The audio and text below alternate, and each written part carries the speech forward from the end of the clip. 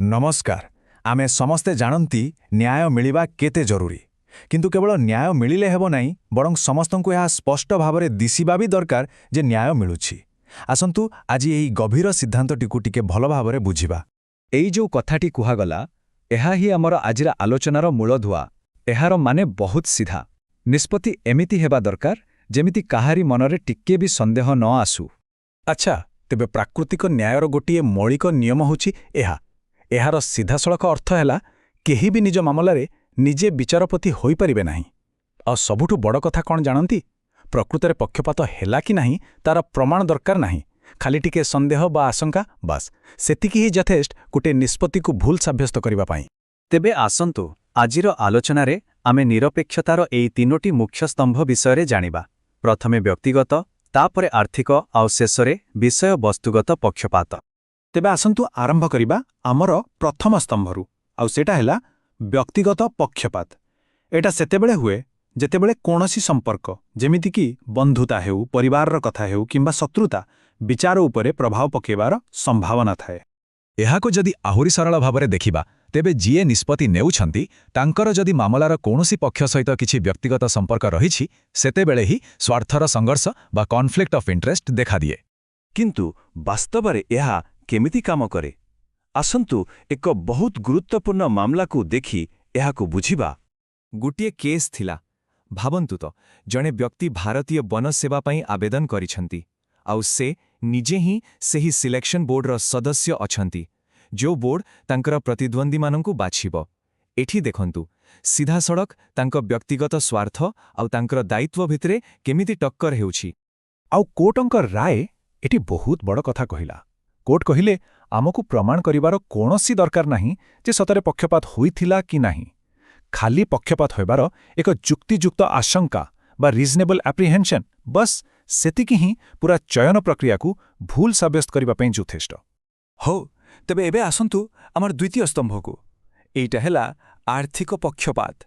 आ मने रखिबाको हेबो एइटा हेउछि पक्षपात विरोधी नियमर सबुठारु कड़ा रूप। एठी नियम एकदम सिद्धा और सफा। जदि जणे विचारपतिंकर कोनोसी भी आर्थिक स्वार्थ मामलार फलाफल सहित जड़ित अछि, तेबे आईन आखि बुझी धरिनिए जेठी पक्षपात होइछि। कोनोसी प्रश्न नाही, किछि भी नाही। आउ सबुठारु आश्चर्य कला भली कथा कोन जानंती, टंकार परिमाण केते तार कोनोसी माने ही नाही। गोटिए टंका हेउ कि कोटिए टंका, टिकिए भी आर्थिक स्वार्थ थिले, बस सेही विचारपति सेही मामला पई संपूर्ण अयोग्य। ए संपर्करे गोटिए बहुत पुराना आउ प्रसिद्ध मामला अछि। कथा हेउछि जणे बहुत बड़ विचारपति, जणे लॉर्ड चांसलर गोटे कैनाल कंपानी सपक्षरे राय देले, किंतु परे जहा जणा पड़िला से निजे सेही कंपानी रे बहुत शेयर किनिथिले। तेबे राय कोन आसिला?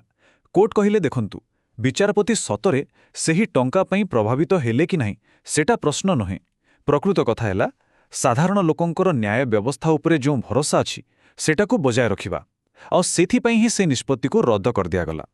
एबे आसंतु आमर तृतीय और शेष स्तंभ विषय कथा हेबा। एइटा हेला विषयवस्तुगत पक्षपात।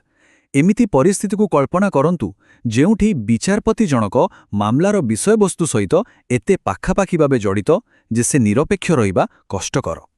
यार माने कोन देखंतु, यह दुईटी कारणरू होई पारे। गोटी हेला जदि जणे विचारपति मामला सुनिबा आगरु ही मने मने गोटे धारणा करि सारिछंती, किंबा आउ गोटे कारण हेला जो नीति बा पॉलिसी को कोर्ट रे चैलेंज करा जाउछि से निजे ताको तयारी करिबारे सामिल थिले। तेबे एठी गोटे बड़ प्रश्न आसुछि, जे नीति तयारी करूछंती से कोन निजे सेही नीतिर विचारपति होई पारिबे? आसंतु एहाकु बुझिबा पई आउ गोटे मामला देखिबा। एही मामलारे कोन हेला? परिवहन विभागर सचिव गोटे योजना आनिले जे सबु बस सेवा सरकारी हेबो। आउ मजार कथा हेला जेतेबेला लोकमाने एही योजना विरोधरे आपत्ति कले, सेही सचिव जनक निजे ही सेही आपत्ति गुड़िकर शुणाणी कले। माने जे नीति बनिले से निजे ही तार भल मंद विचार कले। एठी कोर्टकंकर तर्क एकदम सीधा थिला। कोर्ट कहिले जेउ व्यक्ति गोटिए नीति को एते आग्रहरे आरंभ करिछंती से केमिति सेही नीति विरुद्धरे थिबा कथा को खोला मनरे सुनी पारिबे। एहा संभव नहे। तेबे एबे आसंतु एही तीनोटी स्तंभ को एकाठी करी देखिबा आउ बुझिबा जे एगुड़िक मिसी केमिति न्यायर मूलदुआ को मजबूत करंती। एठी गोटे गुरुत्वपूर्ण कथा को आउथरे मने पकेइबा। ବ୍ୟକ୍ତିଗତ ପକ୍ଷପାତ ଆଉ ଆର୍ଥିକ ପକ୍ଷପାତ ଭିତରେ କ'ଣ ଫରକ?